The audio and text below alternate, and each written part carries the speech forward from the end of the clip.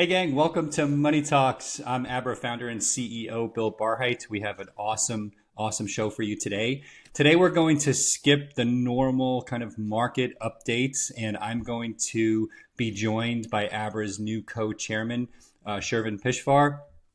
We have an amazing set of topics we're going to go through. Everything from what's going on in Iran, the 1 year anniversary of what's happening in Israel. We're going to talk about all things tech, the convergence of AI and crypto, network states. Super fascinating discussion. I really hope you enjoy it. In the meantime, let's get cracking. Here we are with myself and Shervin Pishevar. Enjoy.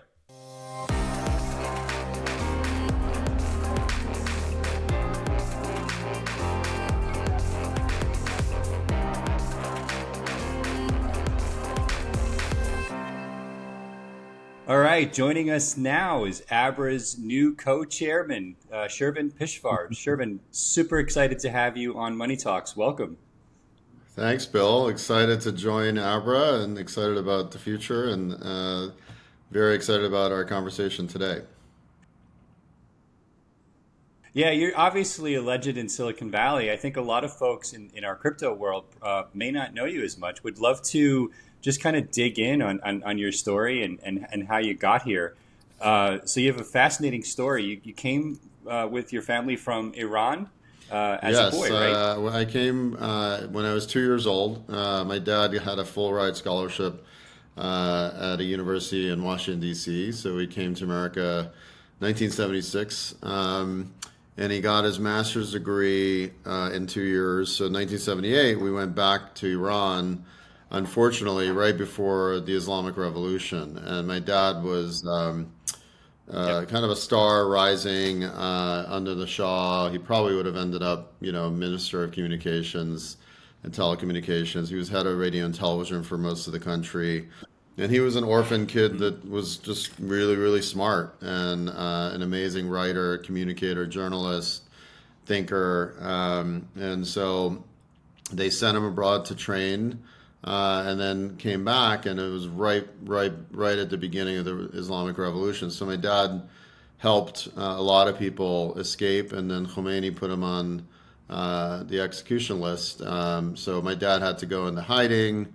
Our life was kind of like the movie Argo, and I didn't see my dad for 10 months because he was in hiding. And then one night, I heard my brother crying, and I woke up, and my dad was at the door to say goodbye. And someone that had helped him, that my dad had helped, who had came from a poor family from his hometown. My dad had helped him get a job. Someone fired the guy, and my dad reinstated him. It was like, "This is my guy, no one can fire him."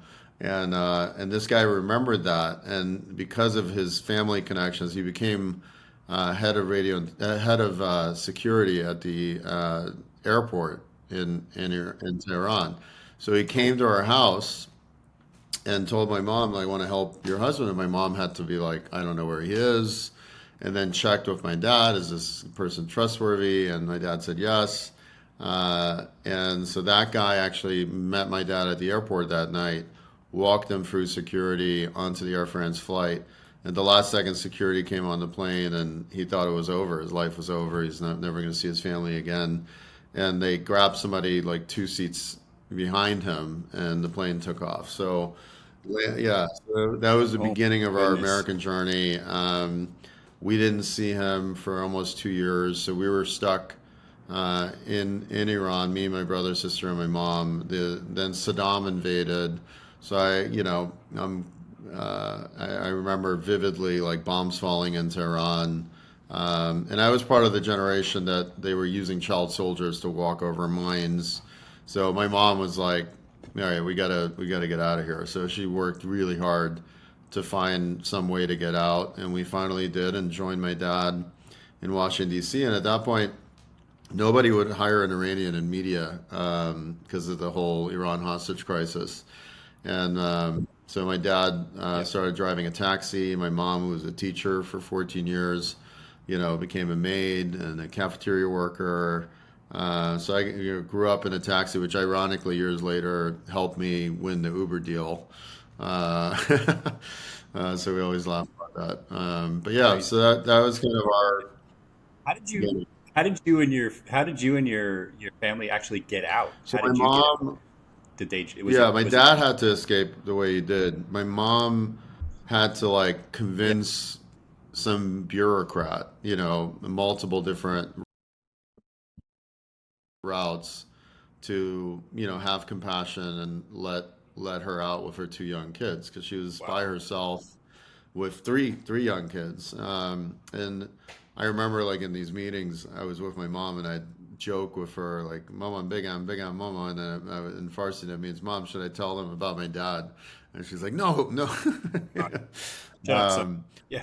yeah, shut up, son. And then someone had compassion and approved the visa to get out, and we flew to initially New York, I remember, and then to Dulles Airport and met my dad and started our lives all over again. We had $35 when we came to America, and this is why I'm such a American patriot because the American story is so beautiful, and only in America could a family like mine come and build success from nothing, without a network, without capital, just pure hard work Yeah. and talent. And you were So what, four or maybe five or six by the time you were here? by the time we escaped, I was six. Six. So So it's I old went enough and where you really remember everything. I remember everything. Like I remember bombs falling every night, us going in the basement with candles, people's eyes full of fear, buildings falling around us. I mean, it was some, yeah. And I remember kind of like Life is Beautiful movie. I would turn it into a game just to deal with the stress. So I had, toy soldiers and planes, and all my drawings as a kid were like war. Hmm. And yeah, so we came to America, and I didn't speak English, so I was in English for Speakers of Other Languages, ESOL, and then within like I think 2 years, I got into Gifted and Talented program, and then a couple years after that, I got tested and was part of like 100 kids who got into this magnet school, and we were kind of the guinea pigs. But it ended up being a very formative, incredible experience because I was with a bunch of really, really smart kids. One was like 9 years old, and he was in high school. He ended up going to Google early. I did some calculations that the kids who were in the magnet school in my generation ended up building hundreds of billions of dollars of value That's in incredible. tech companies. Yeah. I mean, that sounds like a movie in and of itself. I've never, I mean, I've heard of it, but I never heard that stat or anything like it. That's amazing. And this was in DC? Silver Spring, Maryland. Yeah. So, yeah, And it was an amazing school because we got bused to a school that was 80% African American. It was like the United Nations. There were 200 countries represented, lots of yeah, immigrant kids. So, I grew up with friends from all over the world, and it really shaped my worldview, at a very young age. yeah. And you were an Orioles fan? Also gave me, huh? You were an Orioles fan, I guess, as a kid? I was a big Redskins fan. Like it was the Okay. Joe Gibson era, Okay. and John Riggins and Joe Yeah. Theismann, and Yeah, yeah, yeah, yeah. yeah. So I remember the vividly because I don't watch football anymore, but I remember vividly as a kid watching when LT broke Joe Theismann's leg oh God, yeah, that was yesterday. horrible. I saw that Yeah. live too. You could Oh, hear you were the there? Yeah, I don't. We don't have to describe it for the audience, but it no, was when no, you see the yeah, video. it was one of those moments in television that like you never forget. Oh my Yeah, God! I mean, it's sports, but still, I mean, crazy. yeah. Well, what a story to even be here. I mean, how many little things had to go right, or big things had to go right for you to even be here with me today? I mean, that's crazy. The flow, ebbs and flows of life. So speaking of that, I mean, today happens to be the 1 year anniversary of the horrific, attack on Israel, and we're obviously coming out of the Rosh Hashanah uh, uh, holiday. So Shana Tova to you, and would love to. Do you have any perspective or reflections on? Obviously, you're very close to that community. We'll get into kind of the diaspora on the Iran side in a minute. I'm just curious if you have any reflections, just given what we've gone through collectively as a society in the last year. Absolutely. I mean, I wrote something this morning just on the 1 year anniversary. 10/7 was Israel's 9/11, and it Mm. changed everything. And so the old rules and games that people were playing are over. There's no safe haven for terrorists anymore. And in my case, I lost my country and our almost our lives to the Islamic regime. And there's 88 million of my brothers and sisters in Iran who are prisoners of this regime. And this regime has been funding Hamas, Hezbollah, the Houthis.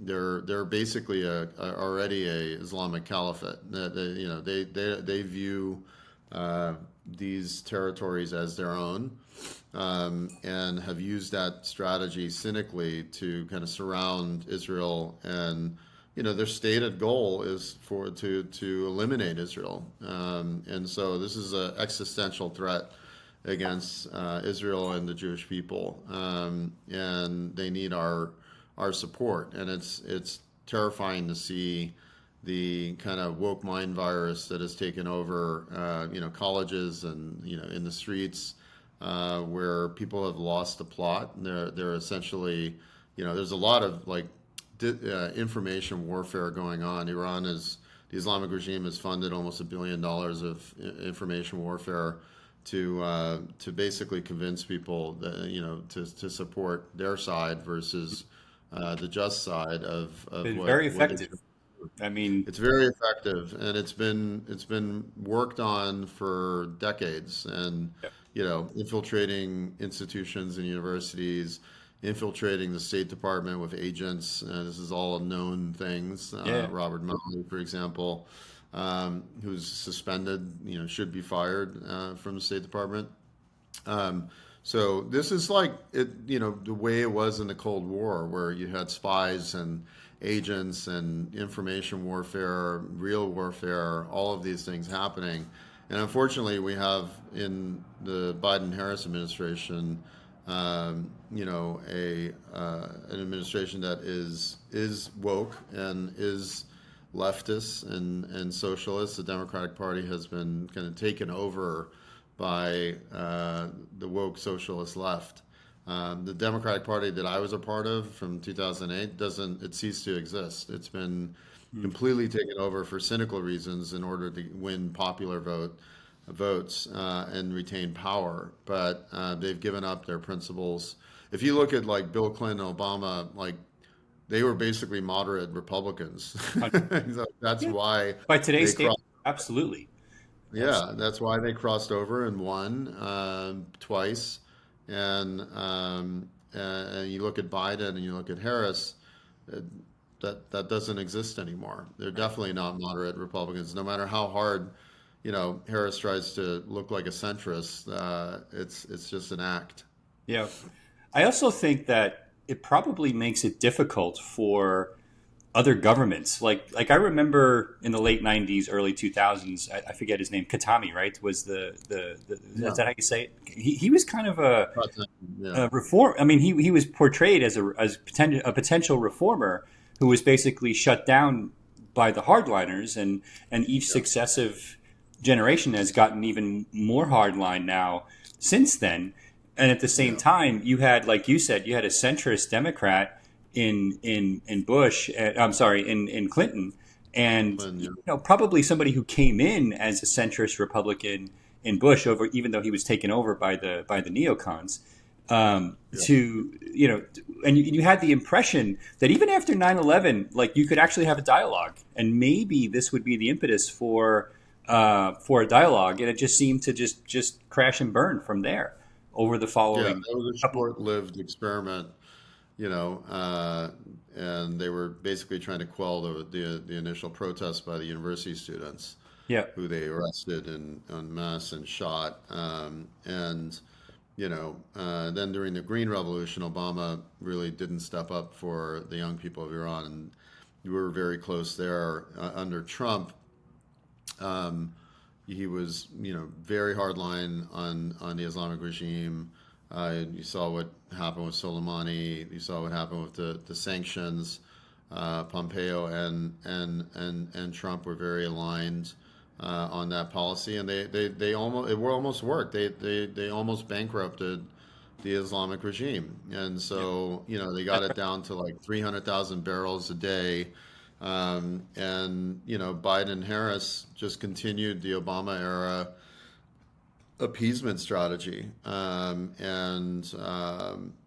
they got it up to they allowed 3 million barrels a day, which is why Iran got hundreds of billions of dollars. They got that 6 billion as well returned to them, and so Biden Harris has really kind of failed on Iran policy, Yep. and it's so interconnected to our own national security and to the security of our strongest ally in the Middle East, in Israel. Yeah. So segueing to Israel again, I mean, I think about like the Abraham Accords and how many Americans don't really understand how successful the Trump administration was in Yeah, brokering deals that I think the people that were already, let's call it the deep state. I don't want to make this, a conspiracy theory segment, but if you just basically look at the people who were already in power in specific roles throughout the government when Trump came in office, they told him you can't do what you're trying to do. It's impossible. Right. And he basically came to this with a fresh eye and said, screw you, don't tell me what I can and can't do, and proceeded to basically create the Abraham Accords, which obviously went out the window.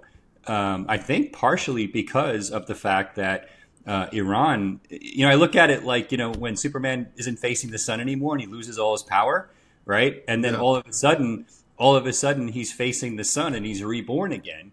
And I feel like that was Iran, right? Because the Abraham Accords 100%. could work because you had, put the evil, superhero, whatever it is, away from the sun, and it had no more power. And then all of a sudden, here we are. I mean, how did that happen, in your opinion? I've thought about this a lot.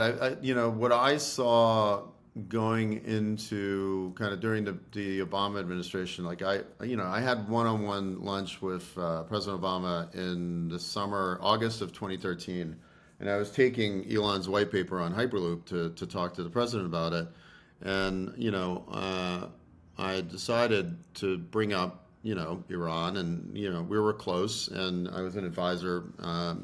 For Obama's campaigns, and helped bring a lot of our tech world to Obama's side in 2008 and 2012.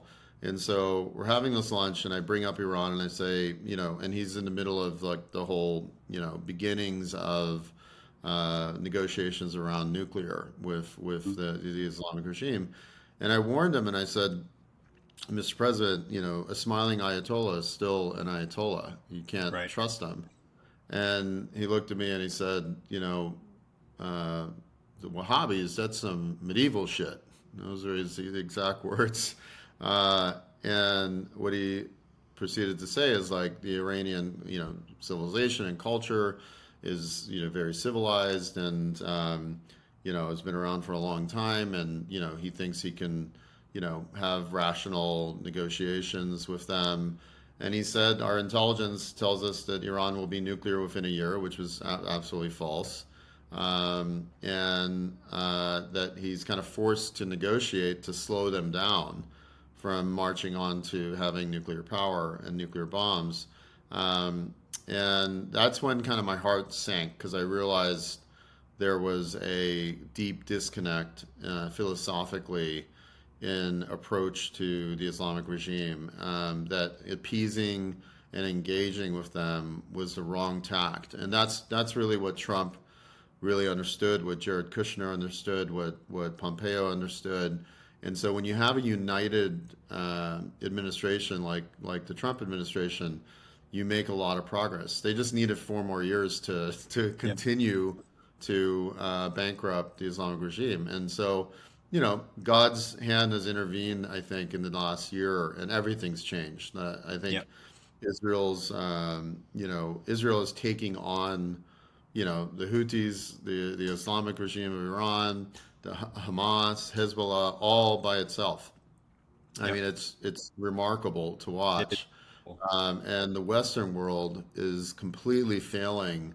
What we have here is a failure in kind of in the Western society's moral fiber, and it's the complete opposite of what we saw happen in World War II, where everyone in the Western world united against Hitler and realized that they have to get rid of him.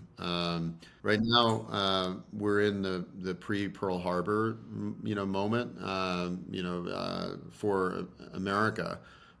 Israel has had its 9/11, has had its Pearl Harbor, and that's why it's acting the way it is Yeah. in defending itself because it's an existential threat. And they're not going to play along with the same games of the past of kind of Yep. appeasing and allowing everything that was happening with Hezbollah and Hamas and the Houthis. And so a critical moment is happening. This election will determine whether Iran stays in the hands of Islamic terrorists for the next 50 years, Yep. or that it's going to be gone in the next 4 years. And the impact of a democratic, free Iran on the Middle East and the world is going to be a massive, massive peace dividend that will really accelerate global commerce. It's one of the last greenfield markets in the world. And Iran, most people don't realize, it's a massive country, like, both in terms of resources, territory, human capital and talent.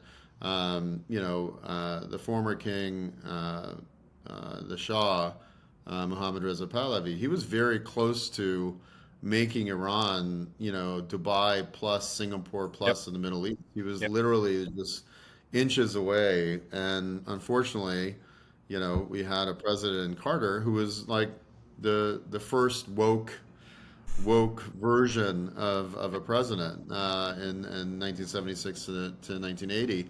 And we saw all of the same policies happen that have happened under Biden Harris, and inflation exploding and international relations completely falling apart, Afghanistan being withdrawn from, Iran being appeased, and so on. And so that weakness has signaled to all of the dictators in the world that this is the time before Trump comes back. They have to do everything they can, and this is why we have wars all over the place, from Yeah. Sudan to the Middle East to who knows what's about to happen with Taiwan to Ukraine, etc. Well, we send a message that basically says if you don't like where things are at, just wait for a new administration, because they basically can't admit the fact that things were actually working under Trump, right? Or that things were mostly working even under Reagan. The containment was Hmm. reasonable. I mean, of course, the war with Iraq was a major distraction, but I feel like, first of all, my opinion, everybody should go out and read Kushner's book. It's fantastic. Yeah, yeah. Or watch his interview with Lex Friedman, which was also excellent. Hmm. The degree to which they went deep on the containment strategy and the degree to which it was working is remarkable and astounding. And the speed and efficiency with which the current administration undid that is equally astounding. Um, This is why leadership matters. Like, Absolutely. literally, leadership really, really matters. And so, whoever is in the White House has an outsized effect on the entire planet. And we're watching it happen in real time in the last 4 years. Yep. And we all feel it. Um, but they're doing a very good, cynical job of manipulating,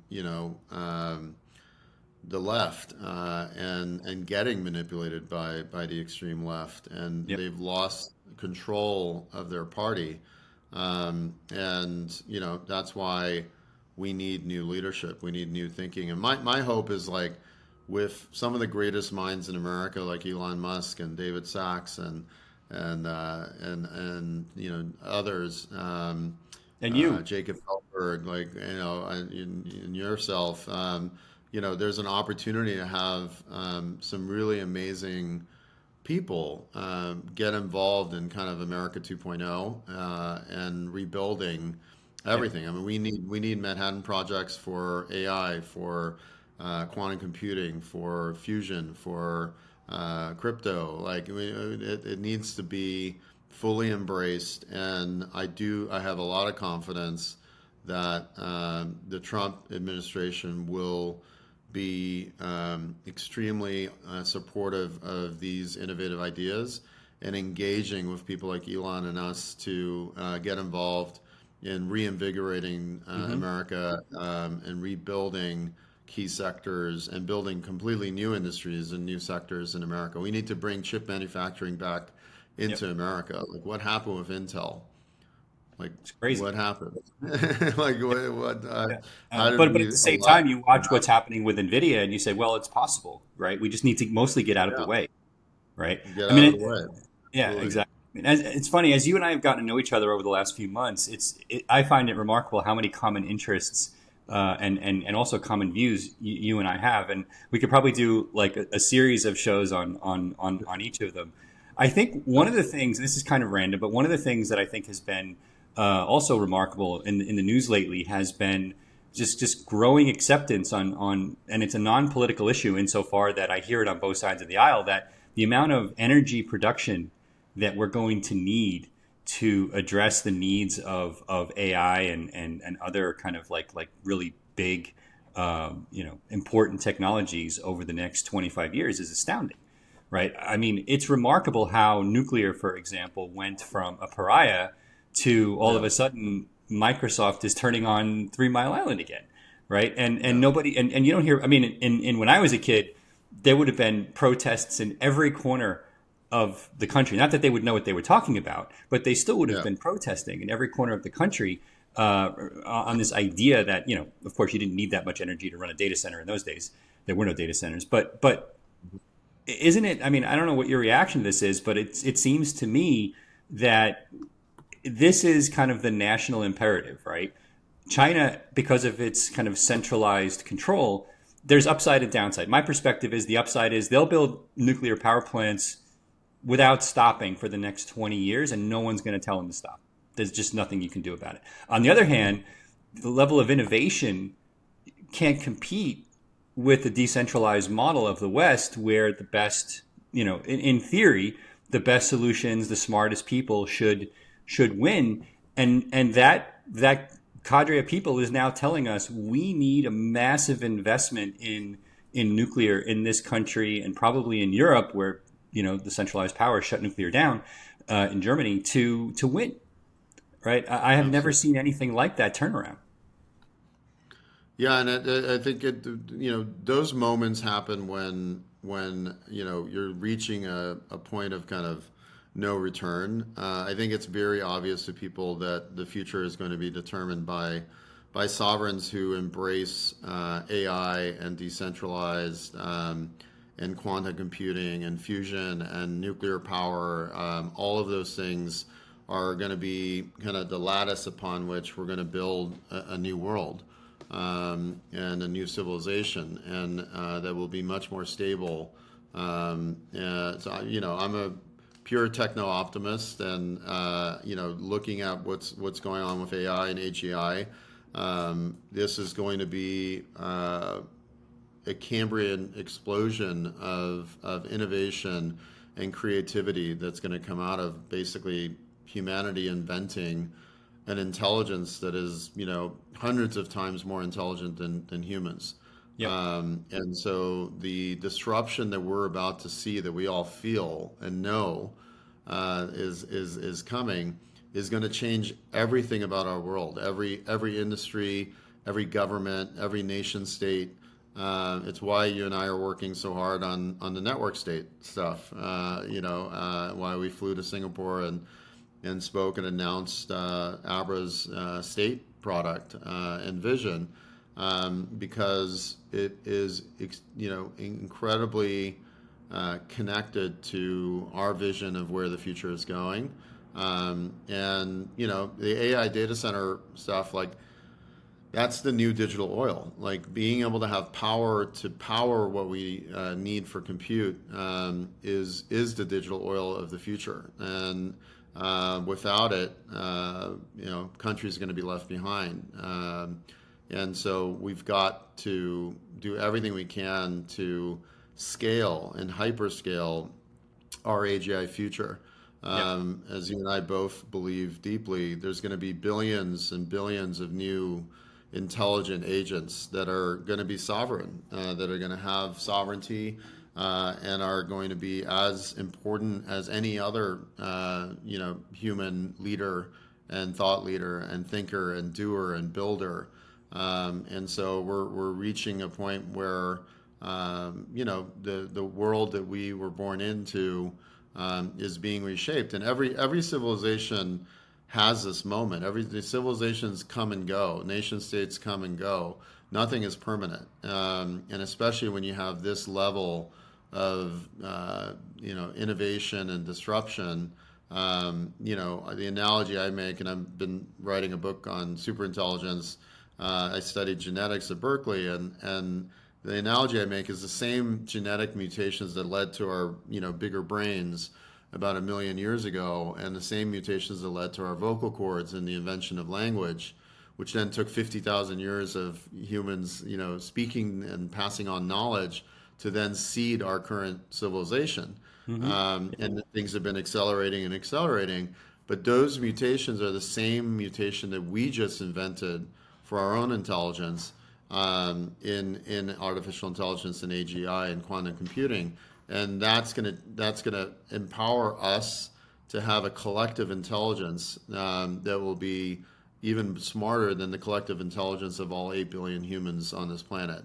And the innovations that are going to come from that, the diseases that are going to be cured from that, the new materials that are going to be invented from that.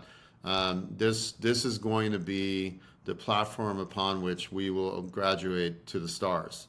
Yep. The way I explain it to people who aren't like computer scientists or biologists and investors like you is that, look, the collective intelligence of these large language models, ChatGPT, whatever, it more or less is growing by 50% every 6 months, right? And so at some point, right, if it is a 120 IQ PhD student now, it can't reason PhD level math problems yet, right? That's probably like one of the In a last. year. Right, and exactly. But my point We're a is, year is away. not only is that coming in a year, it's going to reach like peak Einstein level in 18 months of the ability to reason anything. And at that point, right, the 50% growth, I actually think is going to accelerate again beyond 50%, because it is going to be solving the problem of how to reach AGI itself. Yeah. And at that point, we can't comprehend what it means to take an intelligence that's equal to our own and then double that every year, right? So Yeah. 2, 4, 8, Not 16, triple, 32. That quadruple. means in 5 years, you've got an intelligence that's 32 times more intelligent than any human being that's ever lived. And And we this, can't even begin to comprehend what problem that intelligence we, can solve. Like I can't. we How don't, can we I? actually don't have the intelligence to predict Right, what's going to happen. It's right. like, we just have to, we've invented the construct upon which these, once this kind of, hive intelligence, begins to rise in the next 5 years, let's say, we're going to start seeing, what it's inventing. Yep. Like Sam Altman was just recently talking about. He's an old friend, and he was talking about, how scientific research, like you're not even going to need to do lab work anymore, because it's going to basically think of every Yeah, possible permutation, yeah. and discover new drugs and medications and so on, and cures, and use CRISPR to redesign our genomics so that we can live 200 years, so we can not have to suffer through disease. Humans will be, I tell all my friends like just don't die, and I love that Brian Johnson Say that all the is time. Yeah. using the "Don't Die" slogan, and it's absolutely right. It's like don't do anything stupid in the next 20 years because like every disease known to mankind is going to get cured. We're going to be dying of accidents, not disease. Right. So And a lot of those accidents. Anyway, we can talk about that all day.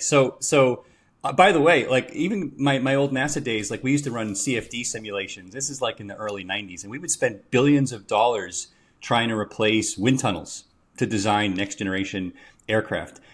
The AI will run those simulations in seconds or minutes and basically redesign aircraft on the exactly. fly.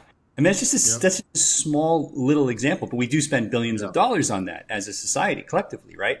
And so the other thing that I think, and you and I spent a couple of weeks in Southeast Asia during Singapore's Tech Week and the Crypto Week and everything going on, Formula One, whatnot.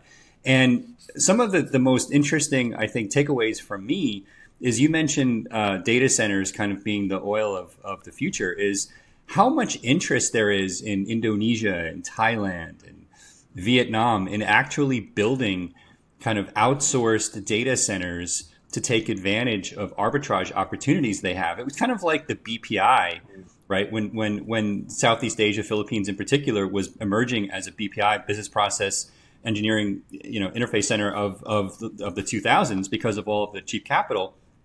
Well, now I think we're going to see Southeast Asia and potentially India emerging as places where you're going to see outsourced compute for Yeah. AI, and it's going to be tokenized using crypto to make it accessible to any company in the world. This was one of the key takeaways, I think, for me from what we Absolutely. saw as a convergence of which, by the way, convergence was probably the key theme for me in the Yes. past kind of month or so of how all of this stuff is going to work. I think there's going to be a massive convergence between crypto and AI in the next 5 years to the point where all of the interesting investment in crypto post kind of this new L1 model of Solana, Sui Aptos, is literally going to be the convergence of the next gen LLM, which I don't think is going to be called LLM because it's going to be able to reason beyond human capabilities, plus crypto. And the reason that's important, which you already alluded to, is that you have these kind of autonomous agents that are going to be communicating to each other, right? So you basically have components of almost biological like organisms that communicate. And what is their incentive to communicate and execute processes or transactions? Well, they're going to be compensated for it somehow because they're going to have to use electricity, right? And that compensation has to be crypto because if it's not, we talked about this last week on Money Talks, if it's not crypto, they can't be autonomous.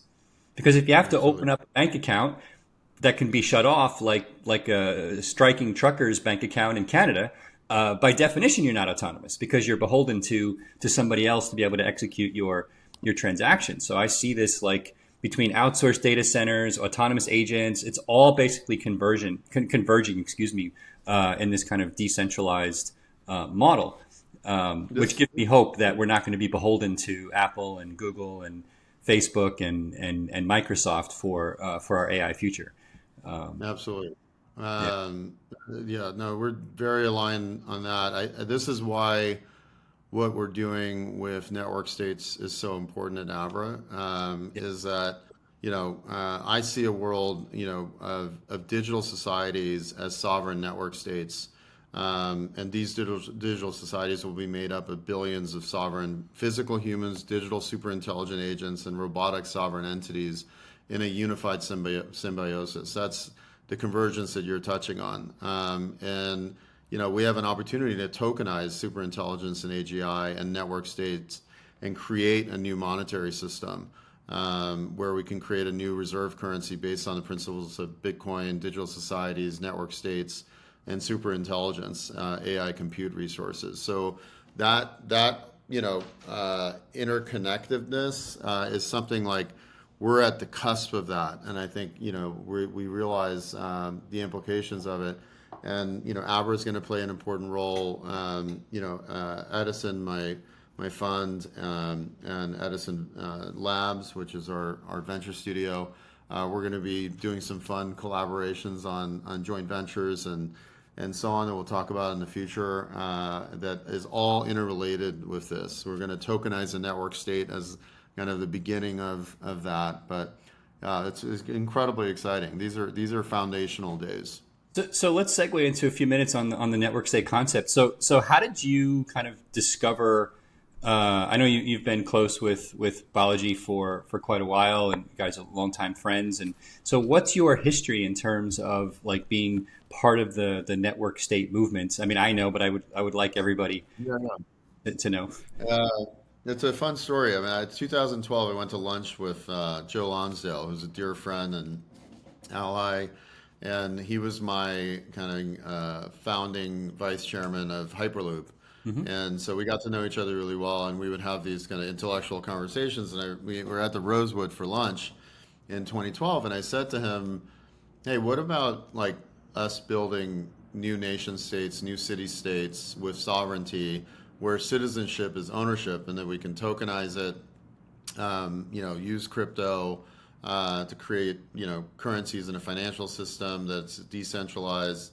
And Joe loved the idea, so we called it New Cities, Hmm. and we started kind of seeding the New Cities movement. So we would hold these New Cities salons at Joe's house and my house in San Francisco, and Balaji came to one of those, and Balaji and I are close. It was at his wedding, and I think he's one of our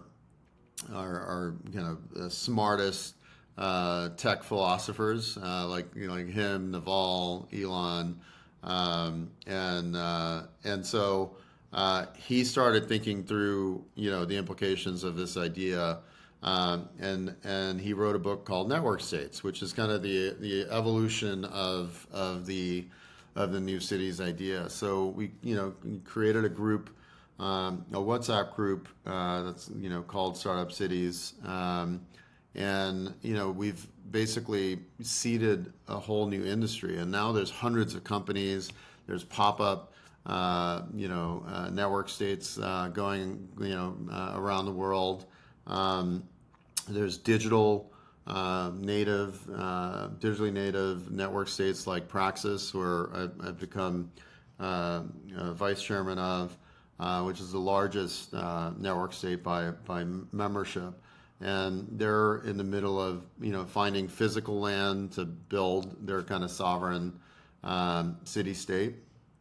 And so we're in the middle of the early days of the network state movement. We just had the second network state summit, and that was in Singapore. And Yeah, Bill and fun. I went and spoke there. But Yeah. the Naval spoke. Vitalik spoke right before us. Brian Johnson spoke. It was really amazing kind of intellectual, powwow of amazing, leaders who came together. And, last year was the first Network State Summit in Amsterdam, and it was a great, crowd, a couple thousand people. This year it grew even more. There were 20,000 people watching Yeah. the talks. And so, this convergence that you're touching on is something that people are viscerally feeling, and people are realizing that the natural evolution of the crypto decentralized movement is the network state, and so building the tokenized, reserve currency of network states to empower them, to allow them to go from digital to physical, is something really important. Like we're in the middle of looking at like 800,000 acres of land in Argentina, to build multiple network states there, build AI data centers there, with power provided and nuclear power. And these things are becoming a reality. It's Yep. going from kind of idea stage to hyperscaling these physical and digital societies. Yeah, the timing is remarkable to me because I feel like there's so many things. Convergence really is the right word because so many things are happening at the same time. We're in this kind of late stage debt cycle. You hear me pontificate about all the time, and the question historically has always been: this doesn't end well. How is it going to end this time? And those of you who watch Money Talks regularly know that, I worry about this because historically it has not ended well.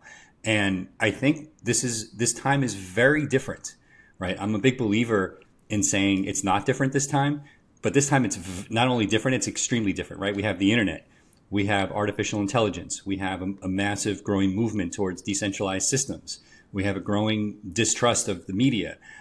We have, even on Yep. both sides, a growing distrust of centralized control in the West. And all of these things happening at the same time gives me hope that from a matriarchal perspective, that we'll be able to develop the systems and solutions to basically come out of this so-called fourth turning, not with a utopia, because that's never going to happen, but certainly with something that would prevent this kind of matrix-like destruction of our systems every 80 to 100 years, with something that allows us to grow and flourish as a collective society. I don't know. It just feels, having not been here for the previous 6 incarnations of society, it does feel, versus what I've read, very different this time. And I find that it's very motivating to me because I am a techno optimist like yourself, and not just for the sake of technology, because it's all leading to something. It's all converging again on something that I think really moves society forward in a way that we haven't been able to accomplish in 500 years.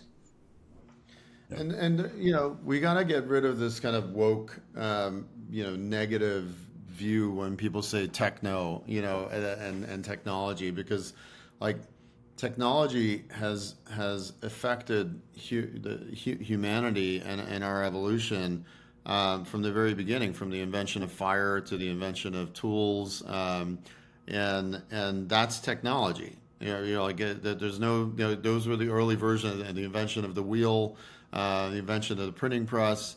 All of these inventions brought humanity from extreme poverty and suffering to billions of people who are not in poverty anymore. You look at the stats and you see this, very optimistic trend over time. And, the media and our kind of ever presence through social media tricks us into thinking, oh, the world is in such bad shape. No, it's not. It's actually, if you look at it from the arc of like hundreds of years, the world's in a really good place, and we're about to graduate to the stars for the first time, and we're about to elevate life to multiple planets, including Mars and beyond. These are historic times. There's a lot of reasons to be optimistic. There are things to solve, because automation will replace millions of jobs, but there's creative solutions for that too. People talk about UBI. I talk about universal basic opportunity instead, UBO, and that's based on my experience at Uber, being on the board and helping build the company early on. That millions of drivers are going to be replaced by self-driving cars. Look at Waymo in the streets of San Francisco right now. We knew that was coming, right? Look at Tesla's launching the robotaxi on Thursday, on the 10th. yep. And so, how do we address that? My idea that I've been talking to sovereigns and to companies about is let's take the very technologies that are replacing labor and give that labor ownership in those technologies. So the drivers in Uber would own fleets of self-driving cars.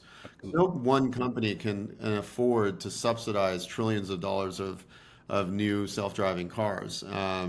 And that's where regulatory can come into play, and companies can come into play and set these types of policies and turn humans into small business owners in those very same technologies that replace them. Same thing with the strike in longshoremen. Like China has already automated all of their ports, and this strike is about blocking automation coming to U.S. ports. So we're going to be left behind for 6 years. Right.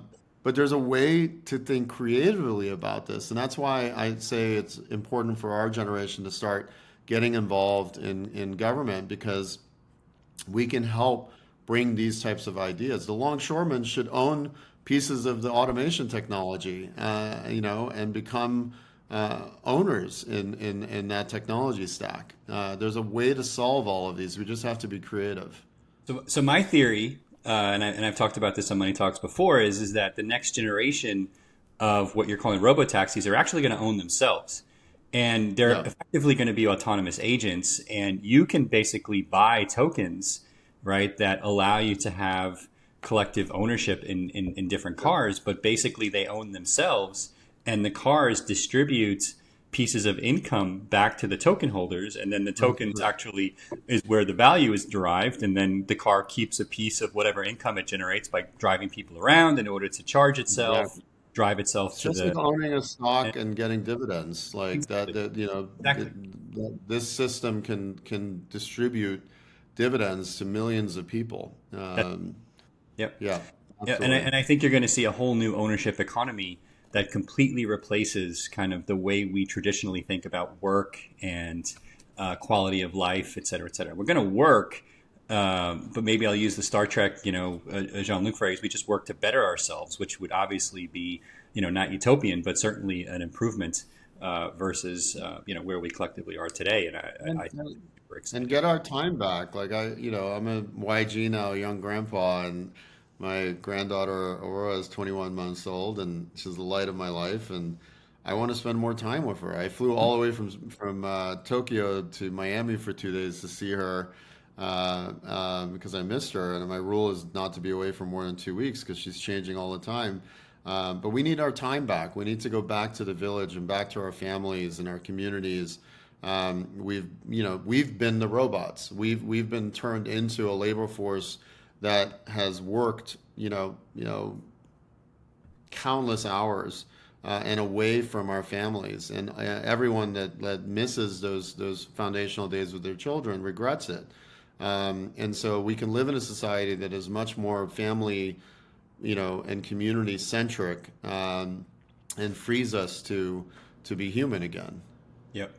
Well, that is the sentiment that we should definitely all not only strive for, but probably end Money Talks on. Yeah. 'Cause I don't think it can get better than that. So we always bring it back to peace and love on Money Talks, and I think that's a great place to stop. So super excited to have you at Abra Shervin. We have amazing things to come. We're working on some super cool stuff, and I'm excited Yeah. to eventually be sharing that with all the listeners and all the awesome community. And at Abra, people have been DMing me, what's going on? What are you guys working on? And all good things in time. But we're really excited to have you here, and thanks for the time today. I think people are really going to Thank enjoy it. you. Cool. It's All awesome. right, bud. All right. Thank you. Thanks. All right. Bye.